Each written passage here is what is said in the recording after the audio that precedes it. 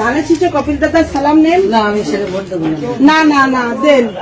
আচ্ছা আপনি আমাকে চিনলেন, এখন চিনছি, ঠিক আছে। একটা কথা আপনারা বলেন। আমি চিনছি, আপনাকেও ভোট দিছি আমরা, ইনশাল্লাহ।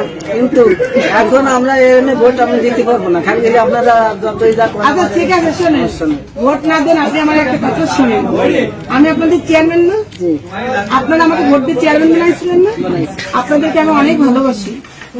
কেন ভালোবাসি? কারণ আপনারা আমাকে ভোট দিয়ে বানাইছিলেন, আপনাদের জন্য কিছু করতে পারিনি।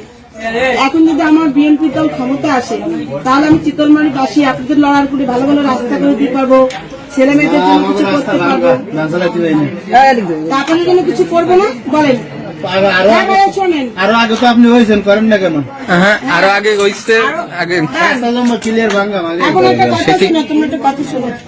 আরো আগে তো আমি হয়েছি ভাই। আপনি কি একদিন আমার জেলখানায় দেখতে গেছিলেন? একদিনে গেছিলাম, গেছিলেন? একদিন গেছিলাম। মাশাআল্লাহ। আমি যে 3 মাস জেল খাচ্ছি বাচ্চা নিয়ে, আমার বাচ্চা বুকের দুধ খেতে পারে নাই, তাহলে আমি কত অত্যাচারিত ছিলাম। হয়েছে কিন্তু আপনাদের একটা ভোট নিয়ে যে আমি এই 11-12 বছর এলাকায় থাকতে পারিনি।